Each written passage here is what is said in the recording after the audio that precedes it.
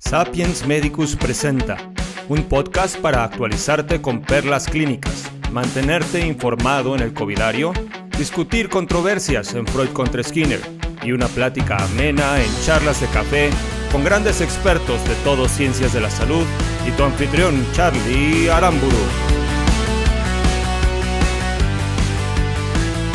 Bienvenidos a la tercera temporada de Sapiens Medicus Radio. Yo soy su host Charlie Aramburu y tenemos una temporada padrísima llena de expertos internacionales con los temas que más te interesan para mantenerte actualizado en tu práctica profesional. El episodio número 1 no es la excepción y platicaremos acerca del tratamiento, de las novedades en el tratamiento de la nefritis lúpica y cómo va a beneficiar en particular a la población hispana. También hablaremos sobre el fenómeno de la hipoxemia silente en COVID-19 y terminamos platicando con un gran experto internacional acerca del manejo conservador de la apendicitis aguda no complicada, una entidad que bien se conoce, el manejo estándar es quirúrgico. Estamos seguros va a ser de gran interés y mucha utilidad en beneficio de tus pacientes. Continuamos entonces con perlas clínicas y vamos a revisar un caso clínico muy interesante. Tenemos un gran experto también para comentarlo. Se trata de una paciente femenina de 33 años de edad, originaria de Guanajuato, gesta 1, aborto 1, quien se refiere previamente sana. Su abuela materna con artritis reumatoide y un tío asmático. Acude a consulta por presentar edema en extremidades inferiores, estén importante, hematuria y cefalea desde hace 2 días. Signos vitales, frecuencia cardíaca 89, respiratoria de 18, una TA de 156/95 y saturando en 95. Le solicitamos estudios de laboratorio con reporte de proteinuria en rango nefrótico, sedimento urinario activo, creatinina sérica elevada, por lo cual le solicitamos determinación de anticuerpos. Se reportan niveles elevados de anti-DNA, complemento bajo y ante la sospecha del diagnóstico le solicitamos una biopsia renal, evidenciando una nefritis lúpica grado 4. Y bueno, aquí es donde entra lo interesante de este caso, porque al ser un grado 4, una nefritis lúpica difusa, el tratamiento evidentemente es inmunosupresión.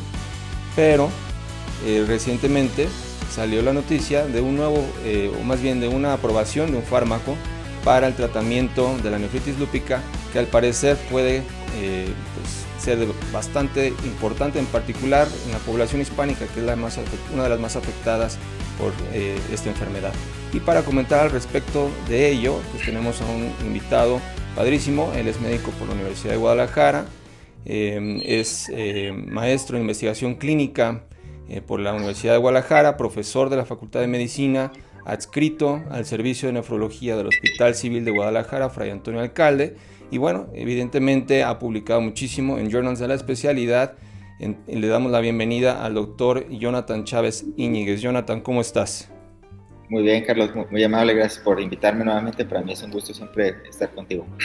Padrísimo, Jonathan. Pues queremos platicar acerca de esta novedad que la FDA autorizó el uso de evoclosporina el 22 de enero pasado para el tratamiento de la nefritis lúpica. Y aquí pues toma mayor relevancia por la población en la que estamos y cómo es afectada en esta enfermedad. Entonces, ¿cómo viene a cambiar este fármaco que ya es conocido desde los años 90? El pronóstico en los pacientes con nefritis lúpica, sobre todo por el estudio Aurora que fue publicado hace poquito y que muestra pues algunas bondades de este fármaco con respecto a otros. Claro que sí, muy interesante tópico. Obviamente en Nefro siempre estamos muy interesados en temas que se comparten con diversas especialidades, en especial lupus, ¿no? Con reumatología, medicina interna y prácticamente cualquier otra especialidad que esté involucrada. Has descrito un caso índice típico, una consulta típica de nefro para ver nefritis lúpica, en donde una joven sana, previa, que tiene 33 años, tiene una presentación muy abrupta de una enfermedad renal que pareciera aguda, ¿no? Elevación de creatinina, proteinuria, hematuria, y que en el abordaje, como bien comentaste, tiene anticuerpos antinucleares positivos.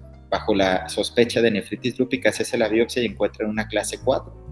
Sabemos que las nefritis lúpicas se dividen en 6 y Las clases nos definen los tratamientos, aparte de los hallazgos histológicos junto con la clínica. En específico, cuando hay la clase 3, 4 o la combinación de estas dos con 5, sugerimos iniciar una inmunosupresión. Dividimos esta inmunosupresión en la fase de inducción, que como su nombre lo dice, intenta inducir a la remisión, que significa dar una intensidad muy alta de inmunosupresión para que el sistema inmune pues, literalmente se apague y con eso mejore las características clínicas. Y la segunda fase, que es la fase del mantenimiento, en donde tratamos de mantener esa remisión. Como comentaste, pues hemos tratado nefritis lúpica desde siempre, pero los tratamientos que había habido en las últimas guías todavía siguen sugiriendo prácticamente dos pasos, ¿no? El primero de ellos es dar unos bolos de esteroide, que prácticamente damos 3 bolos de 500 a 1000 miligramos de metilprednisolona. Yo suelo dar 500, creo que es lo más recomendable, dar una dosis corta, y adicionar a esos esteroides prácticamente uno u otro inmunosupresor. Ácido micofenólico, después del estudio famosísimo ARMS, durante mucho tiempo lo hemos hecho, negros y en hispanos les va mejor, o el esquema que se ha utilizado mucho en Europa, que es el esquema de ciclofosfamida. El detalle de esto es los grandes efectos secundarios que existen de los inmunosupresores. Específicamente en este caso me preocuparía ciclofosfamida porque es una joven que nada más ha tenido un embarazo. Y ciclofosfamida, cuando lo utilizamos a dosis muy grandes, por ejemplo 17 gramos de acumulación, suele asociarse con toxicidad ovárica y a lo mejor eso yo lo consideraría en este caso. Por otro lado, ácido micofenólico no es tan barato y además conlleva eventos adversos como por ejemplo diarreas y disminución de leucos, entre otros. Claro. Habíamos visto con inhibidores de calcinurina, con ciclosporina, con tacrolimus en un esquema que le decíamos multitarget, datos muy interesantes específicamente en asiáticos, en donde añadir este inhibidor de calcinurina disminuía proteinuria y además alcanzaban remisión y acorde a un metaanálisis inclusive con más frecuencia que los esquemas anteriores. Así que sale voclosporina, el estudio Aurora LB, conducido por el doctor Robán, en donde un estudio multicéntrico, un ensayo clínico en donde aleatorizan a pacientes con lupus activos a recibir, nefritis lúpica, perdón, a recibir micofenolato y prednisona más voclosporina. Fueron dos grupos, un grupo de dosis alta, un grupo de dosis baja, y evidentemente pues los resultados fueron impresionantes, prácticamente se alcanza remisión completa en 1 de cada 3 pacientes, es muy rápido la remisión con dosis bajas. El estudio pues sugiere una gran eficacia de voclosporina, añadiéndolo sobre los esquemas previos que teníamos como prednisona y ácido micofenólico. Así que estamos muy entusiasmados. FDA, como lo comentas bien, pues lo acaba de aprobar y tenemos ahora ya un arma más para tratar de la inducción en nefritis lúpica. De acuerdo. Y bueno, ¿cómo crees que vaya a ser la introducción poco a poco de este esquema ya en la práctica? Claro, yo creo que yo lo haría de la misma forma que lo probaron en el ensayo clínico Aurora, es decir, yo prefiero siempre dar ácido micofenólico bajo la suposición y la evidencia que existe que en hispanos les va mejor, ¿no? Yo haría eso, dar metilprednisona, ácido micofenólico, 2 gramos al día y añadir voclosporina, que se me hace una excelente opción, aunque digo, voclosporina sin duda pues va a ser, creo que la nueva arma, como comentamos, pero a mí no me incomoda para nada utilizar tacrolimus, por ejemplo, otro inhibidor de ciclosporina previo, ¿no? Yo creo que tacrolimus, aparte que es un fármaco que en nefro conocemos mucho porque es el que damos para trasplantes, por ejemplo. Sí. Pero es de la misma familia, aunque tienen particularidades distintas. Se cree que estos dos últimos, tacrolimus y voclosporina, tienen actividad específicamente en el podocito, lo cual pues los vuelven los inhibidores de calcinurina ideales para este tipo de pacientes, pues cosa que no tiene otro inhibidor. Yo creo que poco a poco lo vamos a utilizar. Obviamente depende mucho del costo y la disponibilidad en México, porque si de por sí tacrolimus pues no es un fármaco barato, pero pues voclosporina yo creo que debería estar al menos competitivo. Claro. Pues ahí está, buenísimo el hecho de que venga a beneficiar de esa manera a los pacientes con nefritis lúpica. Definitivamente va a modificar pues, su pronóstico, va a modificar aspectos fundamentales del tratamiento de esta enfermedad. Entonces, pues, ¿cómo te pueden contactar, Jonathan?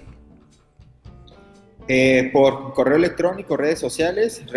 Estoy en Twitter como Jonathan Nefro. Jonathan, la N termina con la N y luego otra N para la palabra nefro.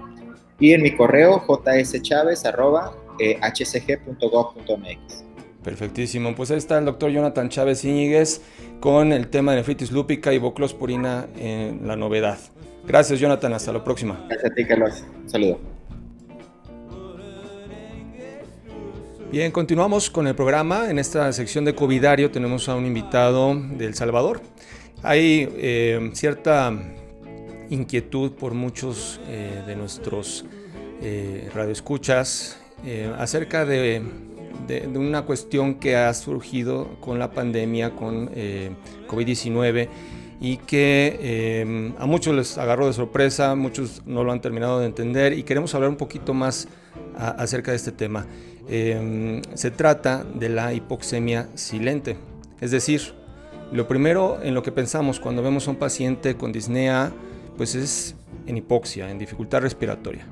Sin embargo, muchos pacientes con COVID-19 llegan con saturaciones de 70% o menos y llegan lúcidos. Y es ahí donde todos se quedan. ¿Y ahora? ¿No? ¿De dónde viene esto? Y para hablar del tema, les decía, tenemos a un invitado especial. Se trata del doctor Mariano Chávez Andino. Él es egresado de la Facultad de Medicina de la Universidad de El Salvador. Realizó su especialidad de medicina interna en el Instituto Salvadoreño de Seguridad Social. Después hizo medicina crítica y cuidados intensivos, también por el mismo instituto. Es profesor universitario de la Universidad de El Salvador y además tiene un entrenamiento avanzado en ventilación mecánica por la Fundación Neumológica Colombiana en Bogotá. Tenemos con nosotros entonces al doctor Mariano Chávez Andino. Doctor, bienvenido, ¿cómo está? ¿Qué tal? ¿Cómo están? Buenas tardes, un placer por acá y muchas gracias por su invitación. Esperamos que pues la entrevista y la charla sea muy amena y de mucha información, ¿verdad? Entonces, muchas gracias. Claro, doctor, un gusto tenerlo con nosotros. Y bien decíamos entonces ahorita en la introducción del segmento que pues esa hipoxemia silente es la que a muchos nos ha agarrado de sorpresa al principio de la pandemia, y ahorita lo vemos ya cuestión de todos los días, pero ¿cómo se define la hipoxemia silente? Bueno, como todos hemos visto, los pacientes con COVID-19 ha sido una enfermedad prácticamente pues nueva desde muchos puntos de vista, y una de las más llamativas es la fisiopatología de esta enfermedad. Históricamente nosotros estamos acostumbrados a ver a la hipoxemia manifiesta como muchas enfermedades como neumonías bacterianas, neumonía por influenza, pacientes que tienen problemas crónicos previos como pacientes con enfermedad pulmonar obstructiva crónica, sobreinfectados, los pacientes asmáticos, que casi que nosotros sabemos que la clínica coincide con el nivel de hipoxemia. Prácticamente un paciente que está pues con la oximetría de pulso alrededor de 80%, nosotros lo vemos con una taquipnea manifiesta, uso de músculos accesorios. Pero para nuestra sorpresa, los pacientes con COVID-19 no se comportan de esa manera. Y es que inicialmente, cuando se describió esta enfermedad, se pensaba que era similar a algo como la influenza. La influenza, donde su target, su manifestación principal, neumonía. Inflamación, ¿verdad? A nivel pues intersticial, que puede complicarse con infiltrados pues bilaterales, una hipoxemia marcada, pero que el paciente se comporta similar a todas el daño alveolar, intersticial, difuso que pueden hacer otras enfermedades, donde pues encontramos al paciente clínicamente pues taquipnéico y una hipoxemia que se constata en la oximetría de pulso o una gasometría arterial. Sin embargo, los pacientes con COVID-19 nos dimos cuenta que aunque clínicamente ellos se ven bien, el paciente no manifiesta una taquipnea ni una sed de aire, una disnea como nosotros pues lo conocemos como término pues médico, pero sabemos que a nivel celular la fisiopatología del SARS-CoV-2 o el COVID-19, que se engloba todas las entidades, pues sabemos que es una cascada inflamatoria que incluso se puso en tela de juicio que si la entrada era por vías aéreas superiores. Si nosotros hacemos las revisiones, vemos que la carga viral, o sea, la entrada del SARS-CoV-2 puede ser a nivel de vías aéreas superiores, y desde vías aéreas superiores puede llegar al torrente sanguíneo y tener una diseminación hematógena. Eso quiere decir que puede llegar prácticamente al pulmón directamente a nivel hematógeno sin bajar como lo pensábamos inicialmente, ¿verdad? Que era puramente mecánico, que baja de la vía aérea respiratoria superior, valga la redundancia, a la vía respiratoria inferior y empieza a hacer la cascada inflamatoria. Sin embargo, sabemos que no se comporta de esa manera. Estos pacientes, incluso fue descrita la hipoxemia feliz, ¿verdad? La happy hypoxemia, que nosotros sabemos que los pacientes pueden estar pues saturando 70, 60%. Bueno, creo que muchos tuvimos la experiencia de ver pacientes con 50% de saturación y sin embargo mantenían todavía un patrón respiratorio en el cual cualquier otra patología, cualquier otra enfermedad como una edema aguda de pulmón, una neumonía bacteriana, una fibrosis pulmonar, saturando 50%, casi que ese paciente está inconsciente, pues, inconsciente, encefalópata. Así y eso es. no se daba en esta enfermedad. Uh-huh. Entonces se hablaba mucho de que hay un centro de disparo, aumento de la cascada de prácticamente el estrés oxidativo que está incrementado y donde, como ya lo mencionábamos anteriormente, aquí lo importante es que aumenta, un punto muy importante es lo que se describió al principio, que hoy actualmente está en tela de juicio, lo de los fenotipos. Si todos recordaremos cuando surgieron lo de los fenotipos para la ventilación mecánica, ¿verdad? El fenotipo en el cual había el fenotipo L y luego el fenotipo H, donde al principio había un pulmón limpio, completamente limpio, y el paciente tenía una vasoplegia o vasoplegia, ¿verdad? Donde perdía el tono vascular. Entonces, al perder el tono vascular a nivel pulmonar, sabemos que normalmente cuando hay una área del pulmón donde hay disminución del aporte de oxígeno a esa región alveolar, prácticamente el flujo sanguíneo se deriva desde ahí hacia otra área donde está preservado la oxigenación para no alterar la ventilación perfusión. Eso es la vasoconstricción pulmonar hipoxémica, ya descrita desde hace muchos años. Entonces se planteaba que por el aumento del estrés oxidativo se perdían los mecanismos de vasoconstricción. Entonces había una vasoplegia. Incluso fue constatado por los estudios de Gattinoni, donde usaban catéter de arteria pulmonar en estos pacientes y veían cómo no se comportaban de la misma forma que lo hacían los pacientes con neumonías de otro tipo, ¿verdad? Entonces se planteó la existencia de esos fenotipos. Con el pasar del tiempo se avanza y se hace una revisión retrospectiva y vemos cómo incluso hicieron la revisión de todos aquellos pacientes que en diferentes estudios han hecho revisar nuevamente los casos de los SDRA clásicos y se ha puesto en tela de juicio de que realmente los SDRA clásicos que nosotros estamos acostumbrados a la literatura también se comportan un tanto así. No es que COVID-19 tenga un sello tal cual, sino que al principio, por ser una enfermedad nueva, se empezaron a buscar un montón de teorías del por qué se comportaban de esa forma. Incluso nos dijeron, pues no es que sea un fenotipo L y un fenotipo H, sino que son fases de una misma enfermedad, donde el paciente inicia como un fenotipo L, pues, y avanza a un fenotipo, pues, H, ¿verdad? Pero sí, efectivamente, la cascada inflamatoria que se dispara por el SARS-CoV-2 es increíble, es impresionante, y la vasodilatación que hace es algo, pues, innegable, ¿verdad? Entonces, entre tanta teoría que se ha postulado, ¿verdad? Sí, definitivamente es muy importante. Yo creo que es uno de los puntos más relevantes que nosotros podemos transmitirle a quienes nos escuchen sobre este tema, ¿no? El hecho de que la hipoxemia per se no es, digamos, sí es un factor que contribuye al deterioro del paciente, pero no es el único ni el más importante, sino el cortocircuito intrapulmonar, lo que realmente genera este deterioro, ¿no? Y seguido de eso, la capacidad de compensación cardiovascular se ha visto como fundamental para sobrevivir a la enfermedad y qué tanto le afecte. De ahí que haya muchos pacientes con comorbilidades, obesos, diabéticos, que tengan una pobre compensación y pues no sobrevivan. Bueno, doctor Mariano, ¿cómo te pueden contactar para continuar el diálogo acerca de este tema? Ok, me pueden contactar pues en mis redes sociales, pueden buscarme en Twitter como @ChávezAndino, en Facebook también, me pueden buscar como Mariano Chávez Andino, ¿verdad? Y mi correo electrónico también, drchavezandino@gmail.com, ¿verdad? Muchísimas gracias, una entrevista pues muy interesante, pues, y me agrada compartir con muchos colegas, ¿verdad? A nivel internacional, porque creo que COVID-19 nos ha enseñado eso, que realmente nos tenemos que unir, tenemos que compartir conocimiento, tenemos que compartir pues experiencia, porque al final los más beneficiados van a ser nuestros pacientes. Así que para mí ha sido un placer estar con ustedes. Totalmente, doctor. Hasta luego, nos estamos comunicando. Muchas gracias. El mundo evoluciona demasiado rápido. La universidad ya no es suficiente y los métodos de estudio convencionales se han vuelto obsoletos. Sapiens Medicus es el sitio ideal para cualquier profesional de la salud. Te ofrecemos cursos en línea innovadores, con mentorías personalizadas con nuestros expertos, foros de discusión, artículos de revisión, podcast y un sinfín de cosas más. Sabemos lo importante que son tus pacientes para ti y el actualizarte día con día. Sin embargo, tu educación no tiene por qué costarte tanto o estar en otro idioma.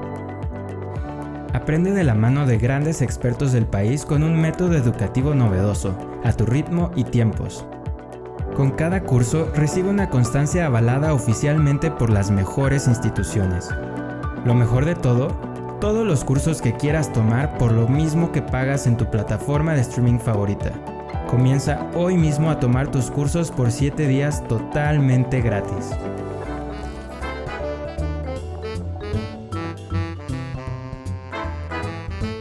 Continuamos el show de esta ocasión, el episodio de esta ocasión con charlas de café y vamos a hablar acerca de un tema muy interesante que ha estado en boga últimamente, en particular porque han salido estudios que aportan nueva evidencia sobre un manejo alternativo de esta entidad. Se trata de la apendicitis aguda y bueno, todos sabemos que es la urgencia quirúrgica abdominal más común en el mundo. Se presenta con un riesgo de por vida en hombres de hasta un 8.6% y en mujeres de 6.9%. El manejo estándar pues ha sido toda la vida la apendicectomía, empezó abierta, después el estándar de manejo es laparoscópico. Sin embargo, la evidencia que se ha reunido con el tratamiento conservador ha sido cada vez mayor. Y ya hicimos una revisión publicada en nuestro blog esta semana acerca de los posibles escenarios, beneficios y qué hay que tener en mente a la hora de considerar un tratamiento conservador en una apendicitis aguda no complicada. Y sin embargo tenemos algunas dudas con respecto a la situación actual, la situación de un manejo conservador y los posibles beneficios que pueda tener con respecto a COVID-19 y también en otros escenarios posibles. Entonces, para hablar de ello tenemos un invitado muy especial. Se trata del doctor Hanso Elin. Él es profesor asistente en el Departamento de Cirugía de la Facultad de Medicina de la Universidad de Creighton. Además, es profesor asistente clínico en el Departamento de Cirugía de la Facultad de Medicina de la Universidad en Arizona, Phoenix, y es adscrito al servicio de traumatología, cirugía general de emergencia en el Hospital y Centro Médico San Joseph. Doctor Hanso Elin, welcome to the show. Thanks so much for that introduction. Your English is much better than my Spanish. Thank you for being here, and we want to discuss some questions. Gracias por estar aquí, doctor. Queremos discutir algunas preguntas sobre el posible uso del manejo no quirúrgico de la apendicitis aguda no complicada. En la revisión sobre el tema en nuestro blog, mencionamos que la terapia con antibióticos está destinada solo a pacientes con apendicitis no complicada y que la TC abdominal no puede distinguir de forma confiable la apendicitis no complicada de la complicada. Considerando estas circunstancias, ¿cuáles son los posibles escenarios en los que podemos considerar un manejo no quirúrgico de la apendicitis aguda no complicada? Sí, esa es una gran pregunta, y ciertamente es una controversia que aún permanece, como lo demuestran algunos de los estudios recientes que se presentaron en el Congreso del Colegio Americano de Cirujanos en octubre pasado. Y tienes razón, ninguna modalidad de prueba es idónea, con una certeza del 100%. Complicada o no complicada, ciertamente a veces operamos a un paciente con una tomografía computarizada aparentemente sin complicaciones. Y por supuesto, a veces los hallazgos intraoperatorios son diferentes. Pueden variar en el momento de la exploración, por lo que se requiere de un alto grado de juicio clínico. Creo que los datos más convincentes que están saliendo se presentan en el estudio CODA, del que hablamos un poco en la conferencia recientemente, y en el que se evaluó el resultado de la intervención ante la presencia de un apendicolito versus sin apendicolito, y se confirmó el hallazgo de una tasa mayor de complicaciones ante la presencia de apendicolito. Por tanto, si el paciente presenta un apendicolito en la tomografía computarizada, cuando vemos las tasas de falla del manejo no operatorio son dramáticamente más altas. El 41% de los pacientes dentro de los 90 días, dentro de ese brazo de intervención del estudio CODA, requirieron de una apendicectomía. Así que creo que mucho depende de cómo interpretes los datos, incluso en ausencia de un apendicolito. El 25% de los pacientes aún requirieron una apendicectomía dentro de los primeros 90 días. Y si eres de los que apoya el manejo no operatorio, interpretarás eso como que el 75% de los pacientes tratados mediante antibioterapia no requirieron cirugía de apéndice dentro de los siguientes 90 días. De lo contrario, dirás que el 25% de tus pacientes van a requerir cirugía de cualquier manera, por lo que sería mejor operarlos desde un inicio. Claro, por supuesto. Teniendo esto en cuenta y sabiendo que estamos bajo circunstancias especiales debido al COVID-19 y a la pandemia a la que nos estamos enfrentando, ¿cuáles son los principales criterios a considerar para operar o no a un paciente que es positivo a COVID-19?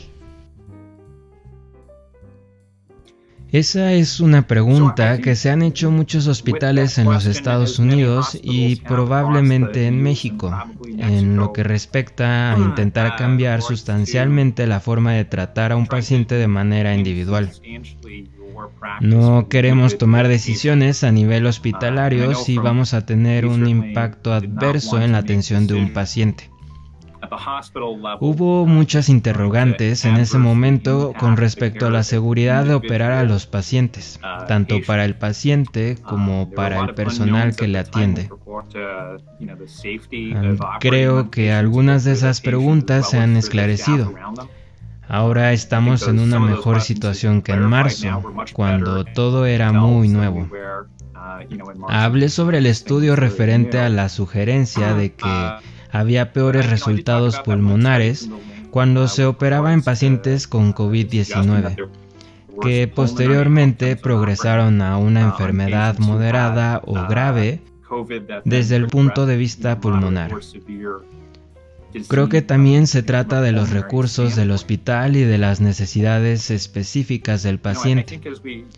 Ahí es cuando el manejo no operatorio se vuelve de alguna manera viable, porque ahora tenemos información, por primera vez, de que es probable que no tenga un peor resultado que el tratamiento quirúrgico.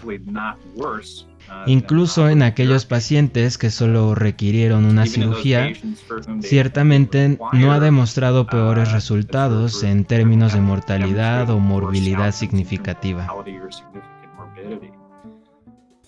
Ok, de acuerdo. Así que es una decisión bastante difícil. El poder definir si operar o no operar a un paciente que es presintomático, pero que es positivo a SARS-CoV-2. En ese caso, ¿cuáles serían los puntos a considerar para tomar una decisión final respecto a esta situación y este caso en particular? Creo que lo que sucede respecto a la apendicitis es que los pacientes que normalmente vemos en el hospital o por lo menos los más jóvenes, tienen menos comorbilidades desde el punto de vista de COVID-19. Los adolescentes o pacientes jóvenes generalmente no tienen comorbilidades, incluso aunque sean presintomáticos y positivos a COVID-19. Las probabilidades de tener complicaciones son muy pocas. Por lo que la respuesta sería intervenir quirúrgicamente la apendicitis, proveyendo de equipo de protección personal para todos los miembros de tu equipo quirúrgico y para ti mismo. Así que la intervención quirúrgica sería lo más conveniente para esos pacientes. Creo que la pregunta complicada aquí sería ¿qué pasa con esas personas que presentan apendicitis aguda y que además tienen otras comorbilidades? Tienen obesidad mórbida, asma, hipertensión, diabetes y tienen alrededor de 60 o 70 años y además son positivos a COVID-19. Ahí se vuelve una pregunta más interesante. Su probabilidad previa a test de presentar complicaciones es mucho mayor. Creo que probar con un manejo no quirúrgico en esas condiciones, suponiendo que no presenten cualquier signo sistemático de shock séptico, sería una buena alternativa, porque te permitirá observar durante los primeros días del tratamiento de antibióticos si se mantienen asintomáticos o con un cuadro leve de COVID-19 o avanzan a un cuadro moderado o severo.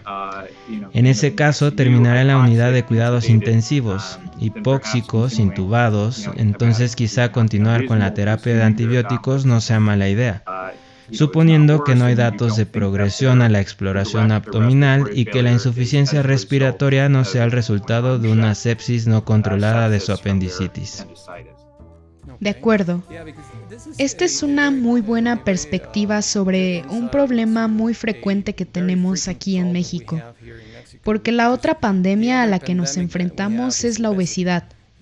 Representa un factor muy importante para nuestra población joven, y dado que no estamos bajo un manejo adecuado de la pandemia, esta es una situación común en nuestros hospitales, ya que tenemos que tratar a pacientes jóvenes que son obesos y tienen otras comorbilidades. Hablando de los recursos en nuestros hospitales, especialmente aquí en México, que lamentablemente no tenemos las capacidades que se encuentran en muchas ciudades de los Estados Unidos. Usted mencionó en el simposio los beneficios de un manejo quirúrgico de la apendicitis aguda sin complicaciones en instalaciones con recursos limitados.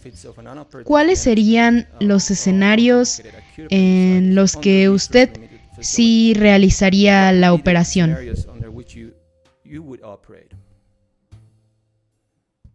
¿En esa misma crisis de recursos limitados? Así es, correcto. Creo que se aplican las mismas indicaciones. El paciente que tiene peritonitis generalizada está teniendo una descompensación séptica como resultado de su patología abdominal y no a partir de un diagnóstico de COVID-19.